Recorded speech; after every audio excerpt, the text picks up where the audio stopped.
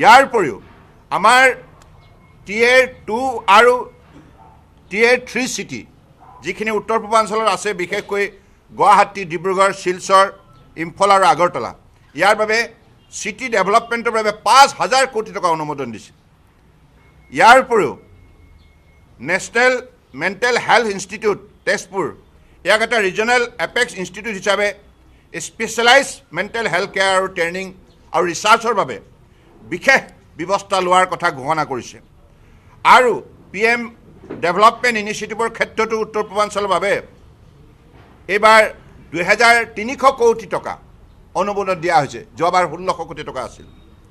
ইয়াৰ উপৰিও north east special infrastructure development স্কিমৰ বাবে 2,500 কোটি টকা অনুমোদন দিছে। NACৰ প্ৰগ্ৰেমৰ বাবেও 825 কোটি টকা অনুমোদন আছে।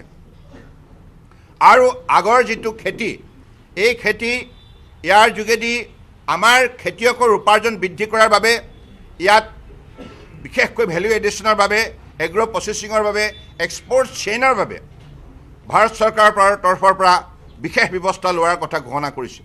আৰু বুদ্ধিষ্ট আৰু আমাৰ বিভিন্ন ঐতিহ্য কেন্দ্ৰসমূহৰ মাজত এটা বৃত্ত গঢ় দি পেলাই অসম, অৰুণাচল, মণিপুৰ, মিজোৰাম, ছিকিম আৰু ত্ৰিপুৰা অৰ্থাৎ বুদ্ধিষ্ট আৰু হেৰিটেজ চাৰ্কুটৰ ক্ষেত্ৰতো এটা নতুন ব্যৱস্থা গ্ৰহণ কৰাৰ কথা ঘোষণা কৰিছে। ইয়াৰ যোগেদি আৰু এটা লক্ষণীয় দিশ যে বিশেষকৈ আমি সকলোৱে জানো যে ডনাৰ মন্ত্ৰালয়টোত 10% প্ৰতিটো কেন্দ্ৰীয় চৰকাৰৰ মন্ত্ৰালয়ৰ পৰা গ্ৰছ বাজেটৰী ছাপৰ্টৰ এল'কেশ্যনৰ ঘোষণা কৰা হৈছিল। কিন্তু কংগ্ৰেছৰ দিনত 2004 পৰা 2014 তেখেতসকলে কেৱল প্ৰতি বছৰে 15,000 কোটি টকাহে দিবলৈ সক্ষম হৈছিল।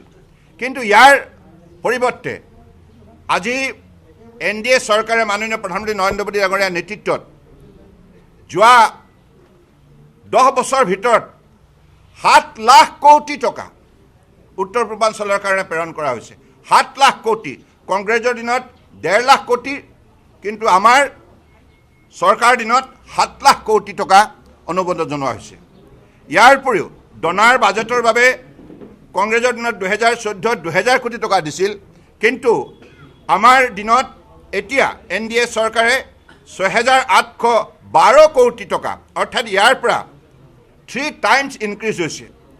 চেণ্ট্ৰেল ডিভলিউশ্যন যিটো টেক্সৰ, যিটো আমাৰ বিভিন্ন ৰাজ্য চৰকাৰৰ সৈতে যিটো শ্বেয়াৰিং কৰা হয়, ইয়াৰ ক্ষেত্ৰত কংগ্ৰেছৰ দিনত 11,500 কোটি টকা দিয়াৰ পৰিৱৰ্তে বৰ্তমান NDA চৰকাৰে 2014 পৰা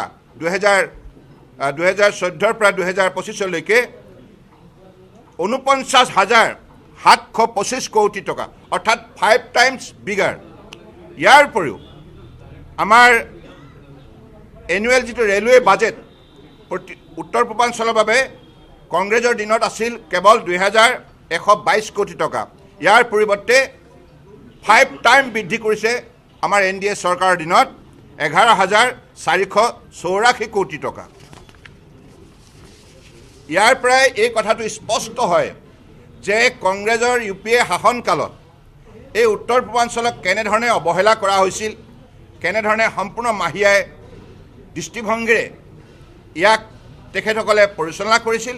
কিন্তু ইয়াৰ পৰিৱৰ্তে মাননীয় প্ৰধানমন্ত্ৰী নৰেন্দ্ৰ মোদী ডাঙৰীয়াৰ বলিষ্ঠ নেতৃত্বত উত্তৰ পূৰ্বাঞ্চলক বিশেষভাৱে আজি 11 বছৰে সহযোগিতা আগবঢ়োৱাৰ বাবে উত্তৰ পূৰ্বাঞ্চলৰ প্ৰতিখন ৰাজ্যই ভাৰতবৰ্ষৰ যিকোনো এখন উন্নত ৰাজ্যৰ সৈতে এতিয়া ফেৰ মাৰিব পৰাকৈ নিজৰ আন্তঃগাঁথনি, অনুষ্ঠান, প্ৰতিষ্ঠান, বিভিন্ন ধৰণৰ সা সুবিধাবিলাক অত্যাধুনিক ৰূপেৰে আজি সজাই তুলিবলৈ সক্ষম হৈছে। উৎপাদনৰ ক্ষেত্ৰতো এই উত্তৰ পূৰ্বাঞ্চলে আজি বিকাশ যাত্ৰাত বিশেষভাৱে অগ্ৰণী ভূমিকা পালন কৰিছে।